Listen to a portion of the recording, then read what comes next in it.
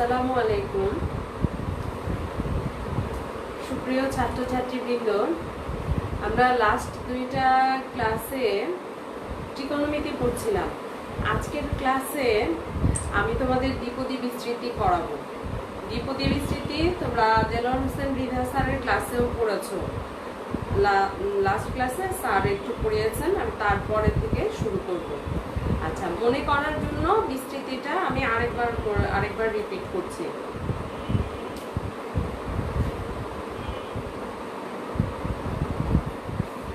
এটা তোমরা শিখেছো যে a plus x whole to the power n, এই রাশিটাকে বিস্তৃত করতে পারি আমরা এভাবে a to the power n nc1 a to the power n minus 1 into h to the power 1। এটা হচ্ছে প্রথম পদ, এটা হচ্ছে দ্বিতীয় পদ। তৃতীয় পদটা এরকম হবে nc2 a to the power n minus 2 x to the power 2। আচ্ছা, এখন এখানে কতগুলো পদ থাকবে? এখানে এর ঘাত যত হবে পদ সংখ্যা তার চাইতে এক বেশি হবে, এটা আমরা মনে রাখবো। ঘাত যত হবে বা পাওয়ার যত হবে এখানে পদ সংখ্যা, তাহলে এখানে যেহেতু এর পাওয়ার n, এর পদ সংখ্যা হবে n প্লাস 1 সংখ্যক। এখন আমরা ছোট একটা উদাহরণ থেকে, যেমন আমরা ছোট ক্লাসে ক্লাস 7 বা 8 এই সূত্রটা শিখেছি, a plus b whole square. এই সূত্র, এটাকে যদি বিস্তৃত করো তাহলে তুমি এখান থেকে পাচ্ছ a square plus 2ab plus b square. দেখো এর ঘাত হচ্ছে 2 আর এখানে পদ সংখ্যা হচ্ছে 3। সিমিলার এই সূত্রটাও আমাদের জানা আছে, a cube plus 3a square b plus 3ab cube b square plus b cube. এখানে দেখো এর ঘাত হচ্ছে 3 আর এর পদ সংখ্যা হচ্ছে 4। তাহলে এখান থেকে আমরা দেখছি ঘাত যত হবে পদ সংখ্যা 1 বেশি হবে। আচ্ছা, এবারে আমরা যে সমস্যাটার একটা গাণিতিক সমস্যার সমাধানে চলে যাই। আমরা আজকে প্রথমেই সমাধান করব হচ্ছে 24 এর 1 নাম্বারটা, এসে আমার স্যারের বই।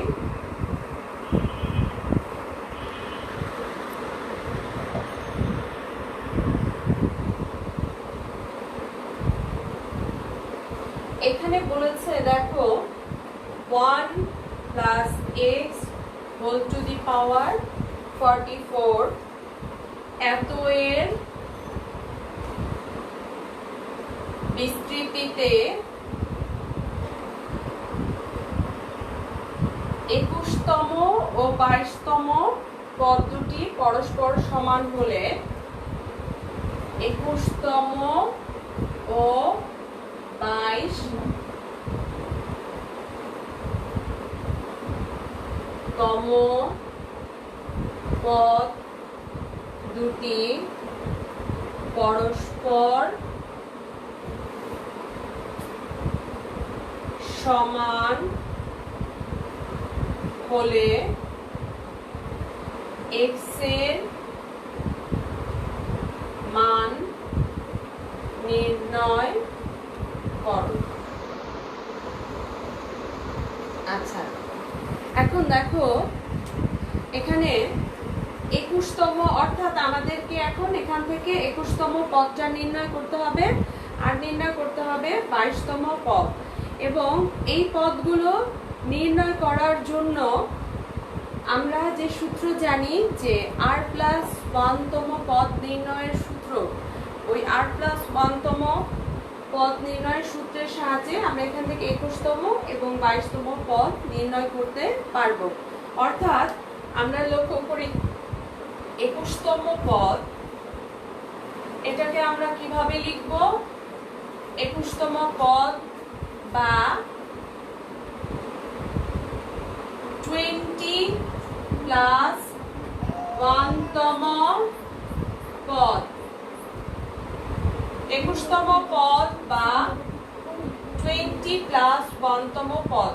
তাহলে এখানে দেখো এটাকে যদি আমরা r প্লাস 1তম পদের সাথে কম্পেয়ার করি, এখানে r হচ্ছে 20, এখানে r হচ্ছে 20 আর n কত, n হচ্ছে 44।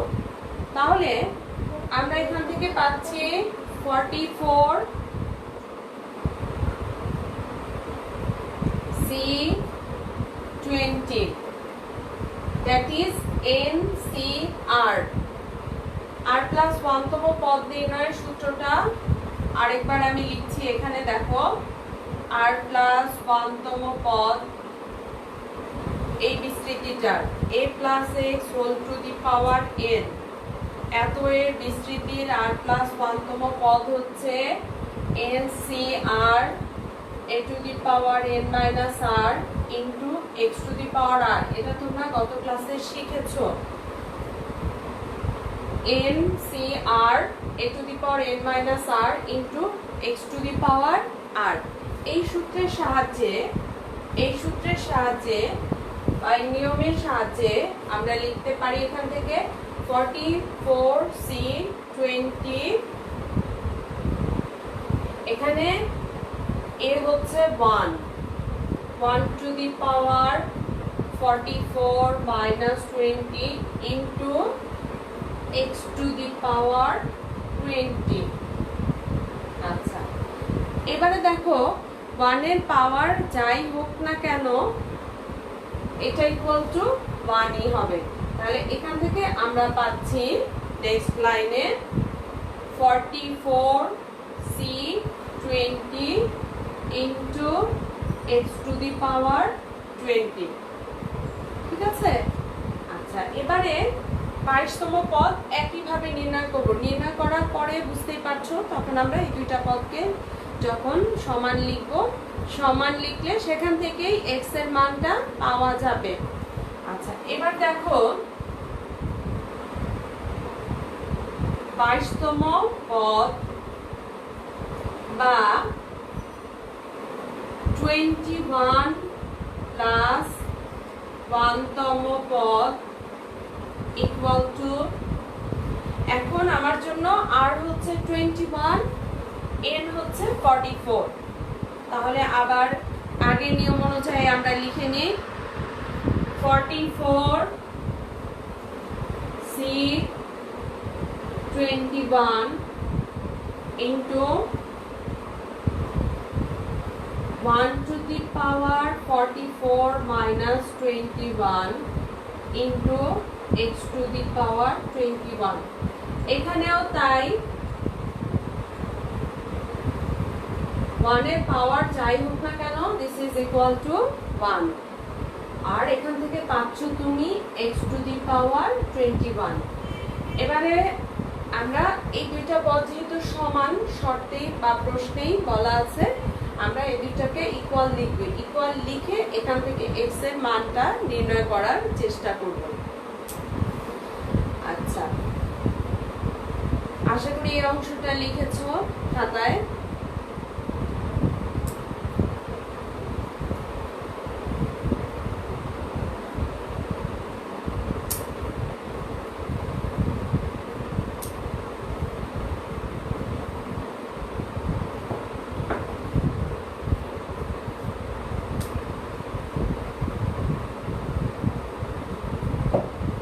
তাহলে আমরা এখান থেকে শর্ত মতে বা প্রশ্ন মতে আমরা এখান থেকে পাচ্ছি 44C21 into x to the power 21 equal to 44C20 into x to the power 20। আচ্ছা, আমার মূল উদ্দেশ্য হলো এখান থেকে x এর মান নির্ণয় করা। এবারে দেখো x to the power 21 divided by x to the power 20 equal to 44C20 divided by 44 6 21। এখান থেকে আমরা পাচ্ছি এটা ক্যান্সেল হলে এখান থেকে পাওয়া যাচ্ছে x। আচ্ছা, এখানে অনেক বড় দুইটা রাশি দেখা যাচ্ছে, তাই না? এটা দেখে ভয়ের কোনো কারণ নেই, আমরা আগে স্টার্ট করি, তারপরে যদি প্রয়োজন হয় আমরা ক্যালকুলেটর ব্যবহার করব, আর প্রয়োজন না হলে না। তো এখানে দেখো এনসিআর কে ভাঙার সূত্র আমরা জানি। এনসিআর ইকুয়াল টু, আমরা জানি যে সবাই জানো factorial n by factorial r into factorial n minus r। এই সূত্রের সাহায্যে আমরা এটাকে ভেঙে দিচ্ছি। দেখো factorial 44 by factorial 20 into factorial 44 minus 20। এ পর্যন্ত আমরা পারছি ইজিলি। এখনো পর্যন্ত কোনো জটিল ক্যালকুলেশন অ্যারাইজ করেনি এখানে। এটাকে আমরা কিভাবে ভেঙে ফেলবো? Factorial 44 by factorial 21 into factorial 44 minus 21। আচ্ছা, আমরা এখান থেকে কি পাচ্ছি একটু লক্ষ্য করি। এখান থেকে পাচ্ছি ফ্যাক্টোরিয়াল 44, এখান থেকে পাচ্ছি ফ্যাক্টোরিয়াল 20, এটা থেকে পাচ্ছি factorial 24 into factorial 21 into factorial 23 divided by factorial 44। এটাকে আমি ডাইরেক্টলি এখান থেকে ইনভার্স করে এই পার্টটা লিখে ফেললাম, এটাকে ইনভার্স করে, হ্যাঁ, সরাসরি লিখে দিলাম। আচ্ছা, এখন কি এটা আমাদের পক্ষে সম্ভব হবে? এটা দেখে অনেক বড় মনে হচ্ছে, তাই না? মনে হচ্ছে যে এটা খুব কঠিন। আচ্ছা, দেখি আমরা চেষ্টা করি। এইটা আর এটা ক্যান্সেল হয়ে গেল, একটা পার্ট কমে গেল। আর এটা তোমরা বোধহয় জানো। যেমন ধরো একটা ছোট উদাহরণ দিয়ে একটু বলি। এখানে ধরো ফ্যাক্টোরিয়াল 5, ফ্যাক্টোরিয়াল 5 কে তুমি লিখতে পারো এভাবে 5 4 3 2 1। আচ্ছা, এটা খুব সহজ বিষয়। আবার এটাকে আমি এমন লিখতে পারি না, লক্ষ্য করবে সবাই। এই অংশটুকু মানে হলো factorial 4, that is factorial 5 equal to 5 into factorial 4। এটা লেখা যেতে পারে। এটা যদি এখান থেকে লেখা যায় তাহলে তুমি এখান থেকে এই ফ্যাক্টোরিয়াল 21 ইকুয়াল টু লিখতে পারো কি 21 into factorial 20।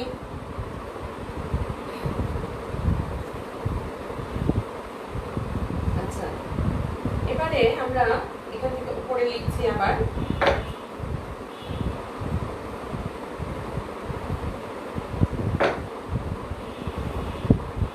this implies x equal to, আমরা তো x এর মান বের করছিলাম, x equal to দেখো এটার পরিবর্তে এভাবে লিখলাম 21 ইনটু ফ্যাক্টোরিয়াল 20 ইনটু ফ্যাক্টোরিয়াল 23। এটাকে অপরিবর্তিত রাখলাম, একটা উদ্দেশ্য আছে। এখানে দেখো পাচ্ছি ফ্যাক্টোরিয়াল 20 ইনটু ফ্যাক্টোরিয়াল 24। এই ফ্যাক্টোরিয়াল 24 কে যদি আমি ভাঙি এটাকে এমন লেখা যাবে 24 ইনটু ফ্যাক্টোরিয়াল 23। এবার এটা আর এটা ক্যান্সেল হলো, এটা আর এটা ক্যান্সেল হলো, হ্যাঁ। x ইকুয়াল টু আমরা পেলাম 21 বাই 24। দেখো আমরা যতটা ভয় পেয়েছিলাম এখানে এমনকি আমাদের ক্যালকুলেটরও ব্যবহার করতে হয়নি, হ্যাঁ, খুব সহজেই ক্যালকুলেশনটা হয়ে গেছে। That is x equal to 7 by 8। এই তো আমরা x এর মান এখান থেকে পেয়ে গেলাম। এই অঙ্কটা বোর্ড পরীক্ষায় দেখা যাচ্ছে অনেকবার এসছে, হ্যাঁ, এই অঙ্কটা। আচ্ছা, আশা করি এটা সবাই বুঝতে পেরেছো, সবাই বুঝতে পেরেছো। নেক্সট আমরা এখানে ভিন্ন কয়েকটা নিয়ম আছে, আমরা ভিন্ন আরেকটা নিয়মে এখান থেকে এটার পরে চলে যাচ্ছি অন্য আরেকটা নিয়ম।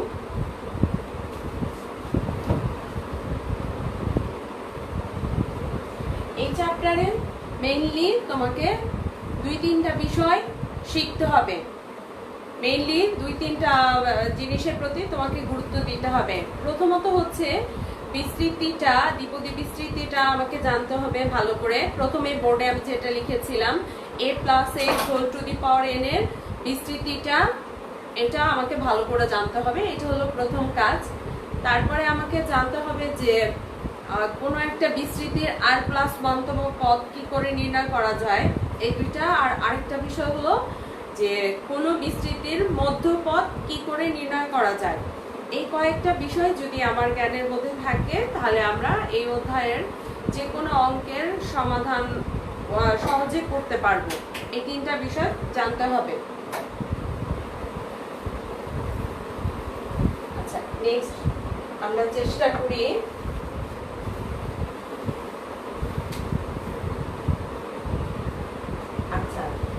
আমরা একটা বিস্তৃতির মধ্যপদ নির্ণয় করার এবার চেষ্টা করব। হ্যাঁ, তার আগে আমরা মধ্যপদ, একটা বিস্তৃতির কয়টা মধ্যপদ থাকে, একটা নাকি একাধিক, সেটাই আমরা বুঝব। একটা বিস্তৃতির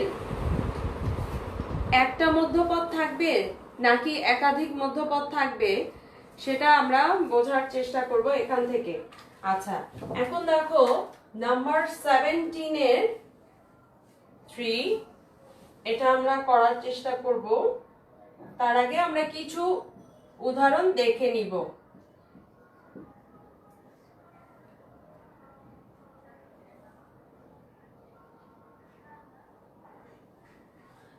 আচ্ছা, এই অঙ্কটা করার আগে আমরা একটু কিছু বোঝার চেষ্টা করি। যেমন কিছুক্ষণ আগে এই উদাহরণটা দিয়েছিলাম, এটাকে ভাঙলে, বিস্তৃত করলে আমরা এটা পাই a² + 2ab + b²। আচ্ছা, এখানে দেখো এর ঘাত হচ্ছে জোড় আর এর পদ সংখ্যা হচ্ছে বিজোড়। তাহলে এর মধ্যপদ কয়টি? এখানে দেখো এর মধ্যপদ কয়টি? মধ্যপদ হচ্ছে তখন একটি। আবারও বলছি, আমি এই কথাটা রিপিট করছি, কোন বিস্তৃতির ঘাত বা পাওয়ার যদি জোড় হয় তাহলে সেই বিস্তৃতিটার পদ সংখ্যা হবে বিজোড়। মানে এখানে ঘাত হচ্ছে 2 আর পদ সংখ্যা হচ্ছে 3। তাহলে তার মধ্যপদ কয়টি? একটি। এটা তো আমরা বুঝতেই পারছি, এর মধ্যপদ হচ্ছে 2ab আর এর মধ্যপদ হচ্ছে একটি। আচ্ছা, দেন এই বিস্তৃতিটার ক্ষেত্রে দেখো a+b² a³ + 3a²b + 3ab² + b³ এখন এখানে দেখো এর ঘাত হলো বিজোড় আর এর পদ সংখ্যা হলো 4টি, মানে জোড়। ঘাত হচ্ছে বিজোড়, পদ সংখ্যা হচ্ছে জোড়। পদ সংখ্যা যখন জোড় হবে, পদের সংখ্যা যখন জোড় হবে, তাহলে মধ্যপদ কয়টা? তাহলে এখন এর মধ্যপদ হচ্ছে 2টা, তাই না? এর মধ্যপদ হবে 2টি। এখান থেকে আমরা শিখলাম কোন বিস্তৃতির ঘাত জোড় হলে তার পদ সংখ্যা বিজোড় হবে এবং তার মধ্যপদ হবে একটি। আর এখান থেকে আমরা শিখলাম কোন বিস্তৃতির ঘাত বিজোড় হলে তার পদ সংখ্যা জোড় হবে এবং তার মধ্যপদ হবে 2টি। তাহলে তোমাকে যখন এই অঙ্কটা দিল আর বলল যে এই বিস্তৃতিটার মধ্যপদ নির্ণয় করো, তোমরা কি বলতে পারো যে এর মধ্যপদ কয়টি হবে? এর যেহেতু ঘাত জোড় বা পাওয়ার জোড়, তাহলে তার পদ সংখ্যা হবে কি? বিজোড় সংখ্যক। আর এর মধ্যপদ হবে কয়টি? এর মধ্যপদ হবে একটি, তাই না? এবং এখানে মোট কয়টা পদ থাকবে? এটাকে ভাঙলে এখানে আছে 10, তাহলে এই বিস্তৃতিটাকে ভাঙলে কয়টা পদ পাওয়া যাবে? কে কে বলতে পারো? হ্যাঁ, কমেন্ট বক্সে কমেন্ট করবে, আমি এটা পরে দেখে নিব যে কার কার কমেন্টগুলো ঠিক আছে। যেহেতু এর ঘাত জোড়, এর ঘাত হচ্ছে 10, তাহলে এর পদ সংখ্যা হবে 11, 11 হবে, এক বেশি হবে। আর আমরা কোনো হিসাব না করে এটা বলতে পারি 11টা পদের মধ্যে মধ্যপদ কততম পদটা হয়। 11টা পদের মধ্যে এখান থেকে একটা পদকে আমরা মাঝখানে রেখে দুই পাশে যদি পাঁচটা পাঁচটা পদ রাখি, এটা আমাদের সাধারণ চিন্তা থেকে, এটা গণিতের হিসাব না করে নিজের মতো করে যদি ভাবি, তাহলে 6তম পদটাই হচ্ছে কি মধ্যপদ, তাই না? আর গণিতের বা এই নিয়মের সাহায্যে, এখানে নিয়মটা হচ্ছে দেখো, এখানে যে পার্টটা আছে এটাকে 2 দ্বারা ভাগ করে তার সাথে 1 যোগ করলে এততম পদটাই হবে মধ্যপদ। মধ্যপদটি হবে তাহলে 5 + 1 মানে 6তম পদ। 6তম পদটি হবে মধ্যপদ। আচ্ছা, এবারে আমরা একটু গুছিয়ে লিখে নিই। এত এর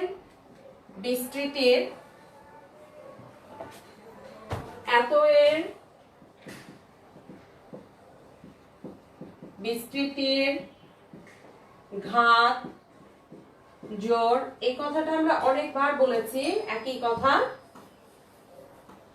এত এর বিস্তৃতির ঘাত জোড়, সুতরাং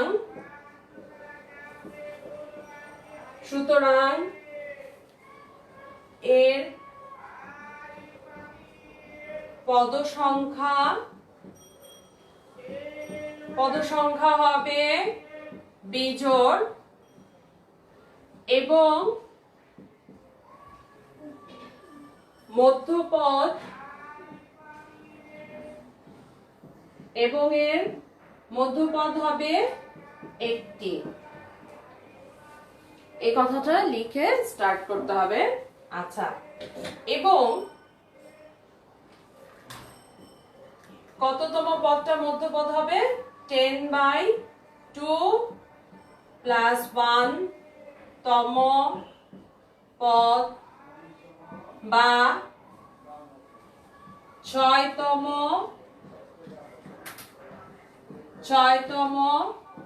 পদটি হবে মধ্যপদ।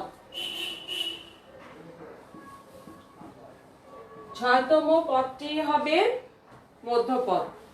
তাহলে এখন আমাদের মধ্যপদ নির্ণয় করতে বলেছে, 6তম পদটা নির্ণয় করলেই মধ্যপদটা নির্ণয় করা হয়ে যাবে।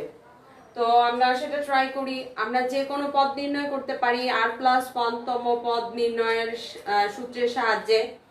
সেই সূত্রের সাহায্যে আমরা 6তম পদটাও নির্ণয় করব। তো এটাকে আমাদের লিখতে হবে কিভাবে? 5 + 1তম পদ। আচ্ছা, এখন আমরা এই পদটা নির্ণয় করার চেষ্টা করি। লেখার সুবিধার্থে এই অংশটা আমি আবার একটু মুছে নিয়ে উপর থেকে স্টার্ট করছি।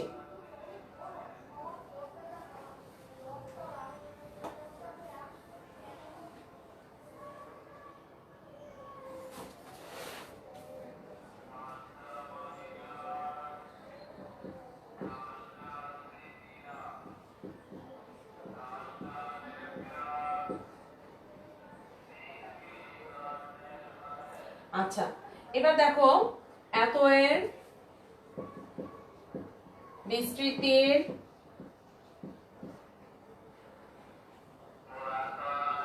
ফাইভ প্লাস 1তম পদ। 5 + 1তম পদ হবে দেখো 10c5 5x to the power 10 - 5 into -7/x²। আচ্ছা, আমরা আরেকবার একটু চেক করে নিই আমরা যা লিখলাম তা ঠিক আছে কিনা। n c r a to the power n - r into এই পুরো পার্টটা খেয়াল করো, এটা হচ্ছে যদি তুমি তুলনা করো এই বিস্তৃতির সাথে a + x whole to the power n এর সাথে, এই 5x হচ্ছে a, আর এই -7/x² এই পুরোটাকে x ভাবতে হবে আর এটাকে n ভাবতে হবে। তাহলে আমরা এখান থেকে পাচ্ছি NCR a⁻n−r ইনটু x⁻r। এবার আমরা এখানে ক্যালকুলেশনটা শুরু করব। আমরা ট্রাই করি এখান থেকে এটাকে ভেঙে নেয়ার। 10 C5 5⁵ to x⁵ 5। 10 minus 5 মানে that is 5, 5⁵ x⁵ minus 1⁵ এটাকে যত ক্ষুদ্র অবস্থায় ভেঙে নেওয়া যায় ততই আমাদের কাজের সুবিধা হবে। এখান থেকে পাচ্ছি 7⁵ into x⁻−10। লক্ষ্য করো এখানে পাওয়ার হচ্ছে 2, এটা হচ্ছে 5, that is x⁻−10।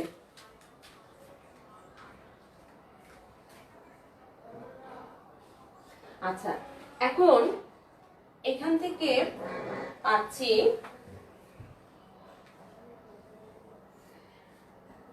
10C5 এই অংশটাকেও আমার ভেঙে নিতে হবে। আর this is equal to -1, এখানে মাইনাসটা দিয়ে দিলাম। আর এখানে দেখো x⁵5 আর এখানে হচ্ছে x⁻−10, এটাকে আমরা একসাথে x⁻−5 লিখতে পারবো। আর এই যে 10C5 এটাকে আমরা একটু ভাঙার চেষ্টা করি। আচ্ছা, এটা করতে আমাদের ক্যালকুলেটর ব্যবহার করার দরকার নেই, আমরা হাতে কলমেই করার চেষ্টা করি যেহেতু সূত্র আমাদের জানা আছে। দেখো ফ্যাক্টোরিয়াল, এটা হবে প্রথমে উপরে হবে কি factorial 10 by factorial 5 into factorial 5। 10C5 কে এভাবে ভেঙে নিলাম। আর আমাদের এখানে ছিল কি 5⁵, আর এখানে ছিল 7⁵, আর এই মাইনাসটাকে তো এখানে দিয়েছি। আর এখানে সবশেষে আছে x⁻−5। আচ্ছা, আমার মূল কাজ হচ্ছে এখন এই পার্টটাকে ভেঙে লেখা। তো আমি এটাকে ফ্যাক্টোরিয়াল ভাঙতে ভাঙতে ফ্যাক্টোরিয়াল 5 পর্যন্ত রাখবো, তারপরে আর ভাঙবো না। দেখো এরকম 10 9 8 7 6। আচ্ছা, এরপরে আসলে আমি এরকম লিখতে পারতাম তাই না, 5 4 3 2 1, সেটা না লিখে আমি এখানে লিখে দিচ্ছি ফ্যাক্টোরিয়াল 5। উদ্দেশ্য হচ্ছে যেন এখানে যে কোনো একটার সাথে এর ক্যান্সেল হয়ে যায়। আচ্ছা, ওই ফ্যাক্টোরিয়াল 5 এখানে একটা ফ্যাক্টোরিয়াল 5 লিখে রাখলাম, এইটাকে ভেঙে ফেলি। 5 4 3 2 1। আর এখানে আছে 5⁵ into 7⁵ into x⁻−5।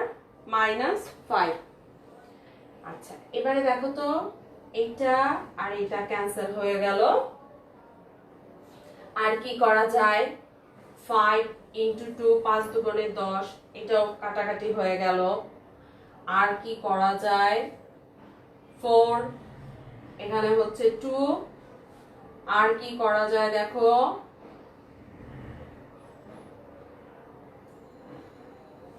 এখানে হচ্ছে 2, তাই তো। তাহলে আমরা এখান থেকে এগুলো তো সব ক্যান্সেল, এখান থেকে আমরা পাচ্ছি 7 9 63, that is 63। 2 into 2 4। আর এগুলো যেমন আছে এভাবে লিখে নিই, 5⁵5 7⁵5 into x⁻। আচ্ছা, এখানে মাইনাসটা লিখতে হবে, x⁻−5। this is equal to -252 into 5⁵5 7⁵5 x⁻−5। ঠিক আছে, এটাই आंसर। দেখো আমরা একটা অঙ্কের মধ্যপদ নির্ণয় করা শিখলাম।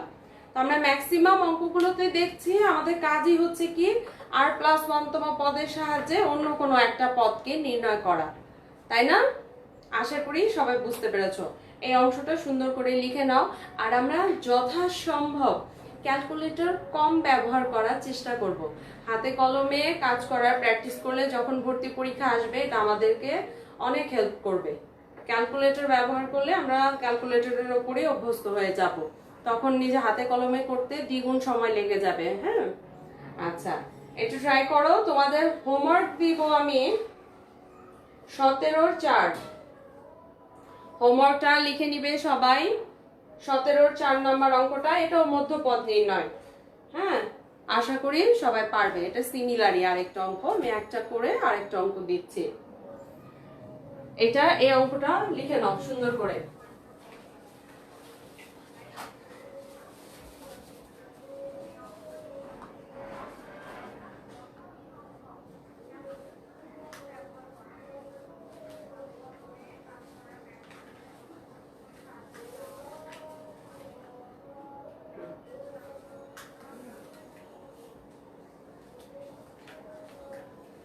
আশা করি সবাই লিখেছো।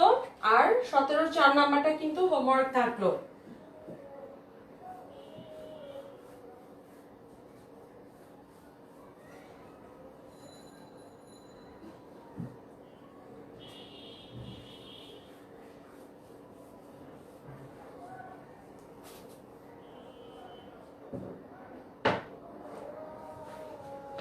আচ্ছা, আমরা পরপর দুইটা ভিন্ন নিয়মের অঙ্ক করলাম।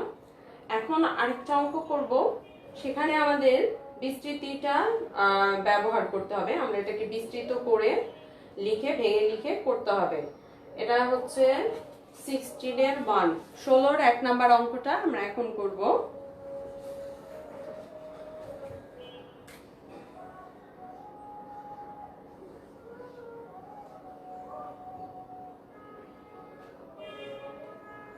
কোয়েশ্চেনটা আগে খাতায় লিখে নিব আমরা।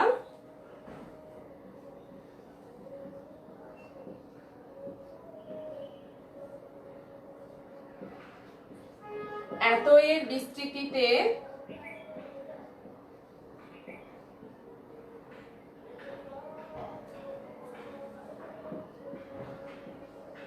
প্রথম 3টি পদ যথাক্রমে, এই বিস্তৃতির প্রথম 3টা পদ হচ্ছে b21/2 dx, 189/4 bx² বলে প্রথম 3টা পদ এখানে দিয়ে দিয়েছে, বলে দিচ্ছে প্রথম 3টা পদ হচ্ছে এরকম। এখন তোমার যেটা করতে হবে তা হলো a b এবং n এর মান নির্ণয় করতে হবে। a b এবং n এর মান নির্ণয় করতে হবে। আচ্ছা, তো 3টা পদ তো দেয়াই আছে। আবার আমি চাইলেও এখান থেকে এই বিস্তৃতির প্রথম 3টা পদ বের করতে পারবো। তখন আমরা লিখব প্রথম পদ সমান প্রথম পদ, দ্বিতীয় পদ সমান দ্বিতীয় পদ, তৃতীয় পদ ইকুয়াল টু তৃতীয় পদ। সেখান থেকে আমরা 3টা সমীকরণ পাবো। সমীকরণগুলোকে সলভ করেই এটা পাওয়া যাবে। আচ্ছা, এখানে তাহলে আমার ফার্স্ট কাজ হলো প্রথমে এই বিস্তৃতিটাকে ভেঙে নেওয়া দ্বিপদী উপপাদ্যের সাহায্যে। দ্বিপদী উপপাদ্য যাকে বলা হয় তার সাহায্যে আমরা এটাকে ভেঙে নিব সেই নিয়মের সাহায্যে। a + 3x whole to the power n, তাহলে ভাঙলে কি হবে আমরা জানি। প্রথমে আসবে কি a to the power n, then nc1 a to the power n - 1 into আচ্ছা, এখানে x এর পরিবর্তে আছে 3x, তাহলে হবে এখানে হবে 3x টু দি পাওয়ার 1। দেখো আবার, আশা করি বুঝতে পারছো, একদম ক্লাসের শুরুতেই আমি দ্বিপদী উপপাদ্যটা লিখেছিলাম। a to the power n nc1 to a to the power n minus 1 x to the power 1, এখানে x হচ্ছে 3x, দ্বিপদী উপপাদ্যের সাথে কম্পেয়ার করলে দেন আমরা এখান থেকে পাচ্ছি nc2 a to the power n minus 2 into 3x whole square plus dot dot dot। আচ্ছা, আর পদগুলো কেন লিখলাম না? আমাদের আর বাকি পদগুলো প্রয়োজন নেই, আমাদের এই তিনটা পদই কাজে লাগবে। কেননা আমরা লিখব, দেখো, প্রথম পদ ইকুয়াল টু প্রথম পদ, দ্বিতীয় পদ ইকুয়াল টু দ্বিতীয় পদ, আর এই যে দেখো তৃতীয় পদ দিয়েছে, এই তৃতীয় পদ ইকুয়াল টু এই তৃতীয় পদ। এই তিনটা সমীকরণ পাবো, এই তিনটাকে সলভ করলে এখান থেকে a b এবং n এর মানটা পাওয়া যাবে।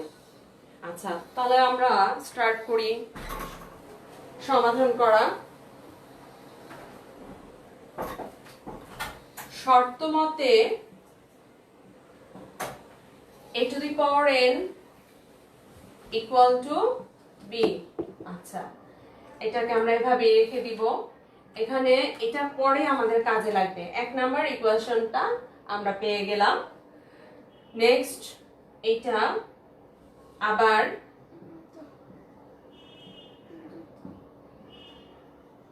nc1 a to the power n minus 1 into 3x to the power 1, that is 3x equal to 21/2 dx।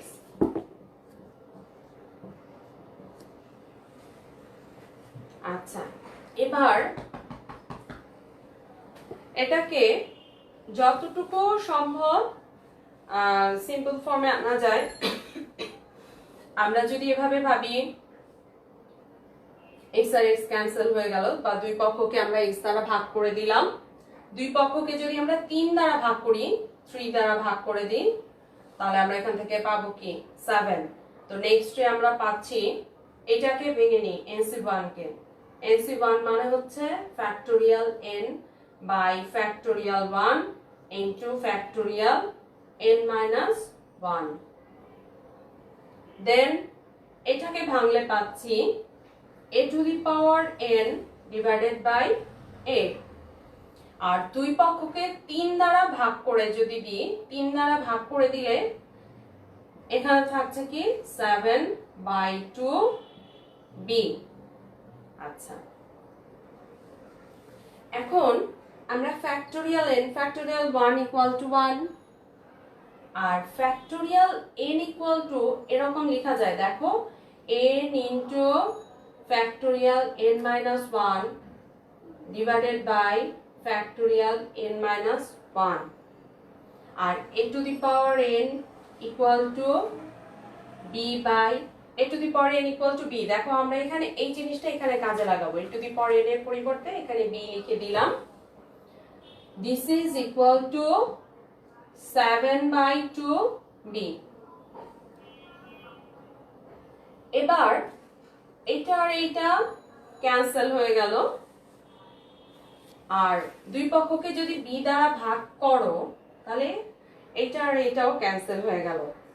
আমরা এখান থেকে পেলাম n equal to 7a/2।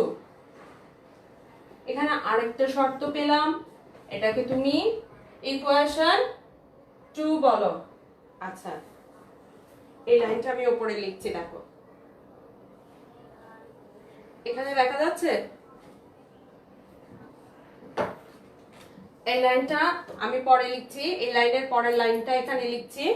এখান থেকে আমরা পাচ্ছি n equal to 7a/2।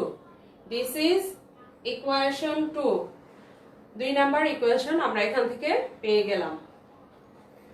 আচ্ছা, আমাদের কাজ অনেকটা হয়ে গিয়েছে আর অল্প একটু কাজ বাকি আছে আমাদের। এখন আমরা এই তৃতীয় পদ সমান তৃতীয় পদটা লিখে নেব।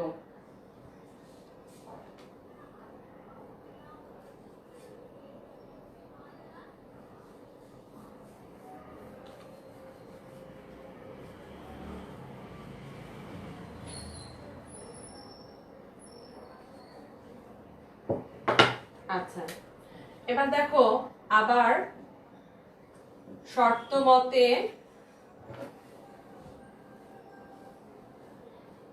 এই পদটা আর এই পদটা এরা হচ্ছে পরস্পরের সমান। তাহলে আমি এখান থেকে পাচ্ছি NC2